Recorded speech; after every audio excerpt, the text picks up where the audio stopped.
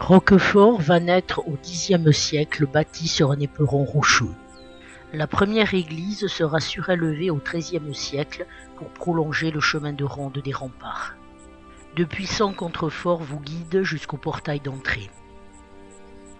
Le gothique flamboyant se manifeste par des gables en accolade et des personnages en pied sous des dés ajourés.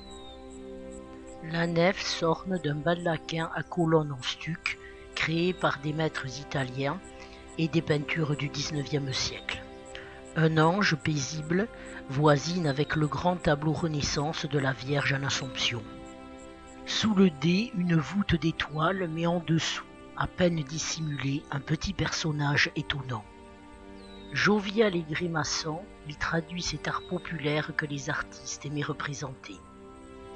La couleur est partout, aussi bien sur la chair que dans le visage des angelots qui entourent le cœur du Christ, mais encore sur la belle figure du Christ en croix dorée qui va sortir de l'ombre.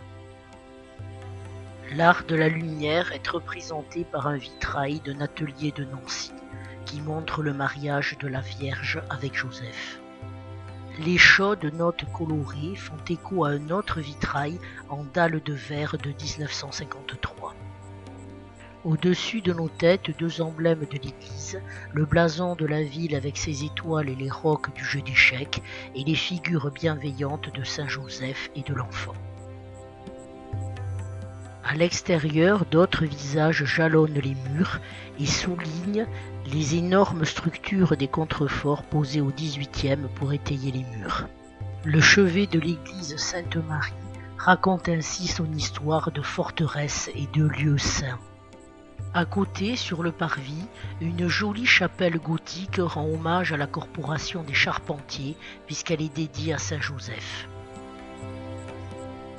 Une élégante porte avec des voussures en arc brisé permet d'accéder à la salle voûtée en lierne et tierceron qui protège une statue en bois de l'apôtre Saint-Jacques. Depuis le portail de l'église, on distingue l'ensemble des maisons qui constituent cette jolie bastide.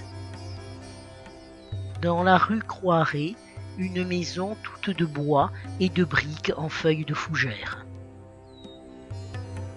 Entre deux constructions, le panorama nous indique la position tout en hauteur de la ville. Plus loin, un hôtel 18e à la décoration abondante. Des sculptures au-dessus des fenêtres, mais également un balcon finement ouvragé qui surplombe la tête d'un Indien. Un Indien car le propriétaire de la maison fournissait la Compagnie des Indes en pois et résine abondant dans les Landes. Un mystérieux visage de femme avec ses guirlandes de feuilles lui répond sur la façade de l'ancienne propriété du maire royal qui deviendra le presbytère au XVIIIe siècle. Dans ce coin des remparts demeure la tour ronde du château de Marsan construit au XIIe siècle. Plus loin, le faciès des maisons rappelle que le rez-de-chaussée était consacré à des échoppes. Si l'on continue, le carré-rote, la petite rue, nous amène vers le reste de l'enceinte défensive. Dans les trois passages, on devine encore la porte Castin, sa tour de guet et sa poterne. Même si les lampadaires ne sont pas encore allumés, il est temps de se rendre vers le Castérat de Doze, bâti par Gaston VII de Béarn. Il subsiste la tour du coin, avec ses meurtrières et le bloc compact de ses latrines.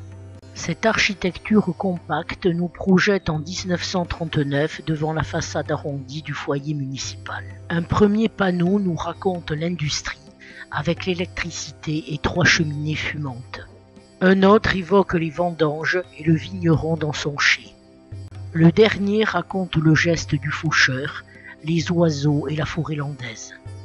Les arbustes de la ville s'accordent à cette note poétique et l'on peut jeter un dernier regard sur le pont de l'Estampon qui nous permettra de quitter Roquefort.